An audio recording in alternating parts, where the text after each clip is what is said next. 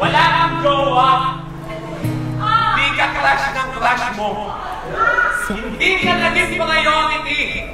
At higit sa lahat, hindi magiging kayo. Isa, dalawa, tatlo, apat, lima, anim, pito, walo, siyam, sampo, labing isa, ilang pa ba? Sandali lang nagsabi sa'yo na mahal ka niya, pero hanggang ngayon nananatili ka pa rin na mag-isa. Gising ka sa umaga, tinitignan mo agad ang iyong telepono kung meron bang nakaalala. Pero iyong naalala na meron na nga pala siya ibang inaalala.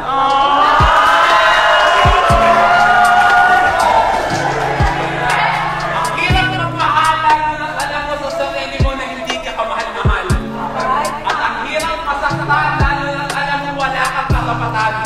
Na sa tuwing inyong binabalikan ang inyong nakaraan ay paulit-ulit lang bumabalik sa iyo ang inyong nararamdaman. Pero hindi na babalik ang inyong nakaraan dahil hanggang larawan na lang. Hindi na yun babalik. Hindi na yun babalik. Huwag ka nang maghintay dahil masaya na yun sa iba. Bakit ka manghihinayang sa tao kahit kailan di ka naman pinanghinayangan? Na hanggang ngayon, nag-iintay ka pa rin sa inyong tatuan kahit alam mo meron na siyang ibang pinupuntahan. Mahal ka! Mahal ka! Pero bakit hindi mo madama? Ganyan ang hirap ngayon sa tao eh. Magpaparamdam at magbibigay ng motibo. Tapos pag nahulog, sasabihin hanggang kaibigan lang kayo. Ano? Ano? Hindi mo man lang naisip ang mangyayari sa kanyang damdamin.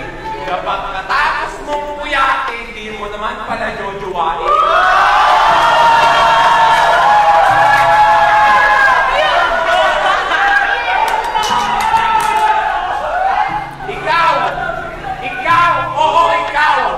Ikaw na nakakulong sa inyong nakaraan. Magtigil-itigil-tigilan mo na. Dahil hindi mo trabaho magmahal ng may mahal ng iba.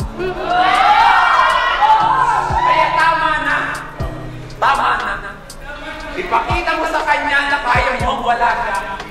Ipakita mo sa kanya na kaya mo sumaya ng hindi dahil sa kanya. Na kahit masaktan ka ng paulit-ulit at iparamdam sa iyo ang hirap at sakit, lagi mong tatandaan na meron niyang saya na kapalit. At sa pagpasok sa relasyon ay huwag kang magmadali. Piliin mo yung tama at umiwas sa mali. Dahil meron isang taong nakalaan pa